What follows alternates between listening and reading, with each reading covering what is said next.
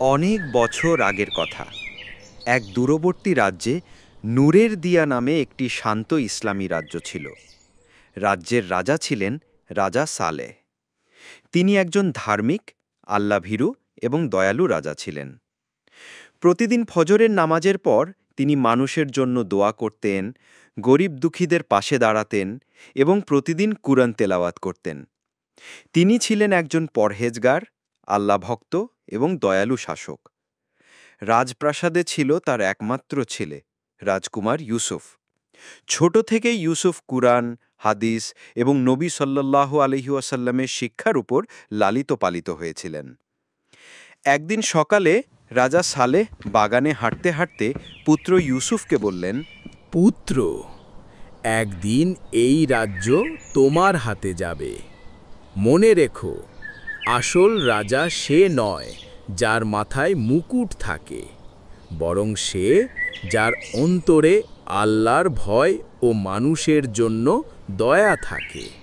রাজকুমার বিনয়ের সাথে মাথা নিচু করে জবাব দিল, বাবা, আমি এমন একজন শাসক হব যার শাসন মানুষের হৃদয়ে আল্লাহর ভয় এবং শান্তিতে পূর্ণ করবে।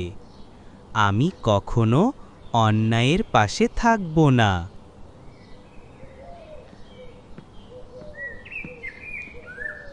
সেই দিনই রাজ্যে আসে এক রহস্যময় দরবেশ মেহেদি। তার গায়ে ছিল লম্বা পাঞ্জাবি, হাতে এক ঝকঝকে আয়না। রাজদরবারে এসে তিনি বলেন, হে রাজা সালেহ, আল্লাহর রহমতে আমি আপনাকে একটি উপহার দিতে এসেছি। এটি একটি জাদুর আয়না। আয়না কারো বাহ্যিক চেহারা দেখাবে না, বরং হৃদয়ের সত্যতা দেখাবে। যদি কেউ পাপী হয়, তাহলে আয়নায় তার মুখ কালো হয়ে যাবে, আর যদি কেউ সত্য কথা বলে, তাহলে আয়নায় তার মুখ উজ্জ্বল হবে। রাজা আয়নাকি নিয়ে দরবারের একেবারে মাঝখানে স্থাপন করলেন, যাতে যে কেউ নিজেকে পরীক্ষা করতে চায় সে তা করতে পারে। কিন্তু কিছুদিন পর সমস্যা শুরু হয়। রাজদরবারের একজন হিংসুক মন্ত্রী ছিলেন, মন্ত্রী আবিদ। তিনি ইউসুফের জনপ্রিয়তায় ঈর্ষান্বিত হয়ে পড়েন। তিনি মনে মনে ভাবলেন, রাজকুমার যদি রাজা হয় তাহলে আমার ক্ষমতা থাকবে না। তারপর মন্ত্রী আবিদ রাজপুত্রের বিরুদ্ধে পরিকল্পনা শুরু করলেন। সে কিছু মন্ত্রীকে বিভ্রান্ত করে তাদের জানাল, ইউসুফ রাজাকে সরিয়ে নিজের জন্য সিংহাসন দখল করতে চায়। এই মিথ্যা গুজব রাজদরবারে ছড়িয়ে পড়ে। রাজা সালেহ দুঃখ ও কষ্ট নিয়ে ইউসুফকে ডাকেন। ইউসুফ, তুমি কি সত্যিই আমার বিরুদ্ধে ষড়যন্ত্র করছ? আমার প্রিয় পুত্র কি এমন বিশ্বাসঘাতক হতে পারে? রাজকুমার চোখে পানি নিয়ে বলল, বাবা, আমি কখনো এমন চিন্তাও করতে পারি না। আপনি আমার মাথার মুকুট, আমার পথের আলো।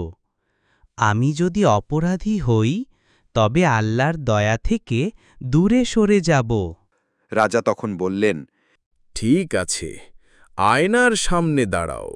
যদি তোমার অন্তর পবিত্র হয়, সত্য প্রকাশ পাবে। সবাই আয়নার দিকে তাকালো। রাজকুমার আয়নার সামনে দাঁড়ালো। ধীরে ধীরে আয়না সাদা আলোয় ভরে গেল। রাজকুমারের মুখ সাদা আলোয় আলোকিত হয়ে উঠল। সবাই অবাক হয়ে বলল, সুবহানাল্লাহ, রাজপুত্র খুবই সত্যবাদী। সুবহানাল্লাহ, রাজপুত্র খুবই সত্যবাদী। সুবহানাল্লাহ, রাজপুত্র খুবই সত্যবাদী। এবার মন্ত্রী আবিদকে পরীক্ষার পালা। আয়নার সামনে দাঁড়ানোর সাথে সাথে আয়নায় তার মুখ কালো হয়ে গেল। কালো ধোঁয়া তাকে ঘিরে ধরল। তারপর রাজা রেগে গেলেন।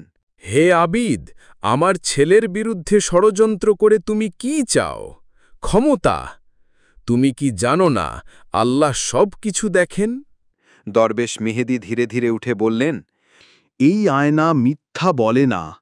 আজ মিথ্যা ও সত্য প্রকাশিত হয়েছে। এখন আসুন আমরা এই আয়নাটি মসজিদের মাঝখানে রাখি, যাতে সবাই নিজের হৃদয় পরীক্ষা করে নিজেকে বিচার করতে পারে। বাদশাহ সালেহ রাজপুত্রকে বুকে জড়িয়ে ধরেন। তার চোখে জল ঝরতে থাকে। আমার ছেলে, আমি ভুল ছিলাম। আল্লাহর কাছে ক্ষমা চাই।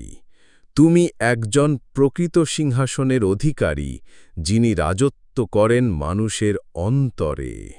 এরপর রাজ্যে এক নতুন নিয়ম চালু হয়। প্রতি শুক্রবার জুমার নামাজের পর রাজ্যের জনগণ আয়নার সামনে দাঁড়িয়ে তাদের হৃদয় পরীক্ষা করবে। সেই আয়না আর কোনো জাদুর জিনিস ছিল না, বরং মানুষের আত্মসমালোচনার এক প্রতীক। রাজকুমার ইউসুফ বড় হয়ে একজন ন্যায়পরায়ণ শাসক হন। তিনি দরিদ্রদের পাশে থাকেন, শিশুদের জন্য মুক্তব নির্মাণ করেন আর সারা জীবন আল্লাহর ভয় নিয়ে শাসন করেন।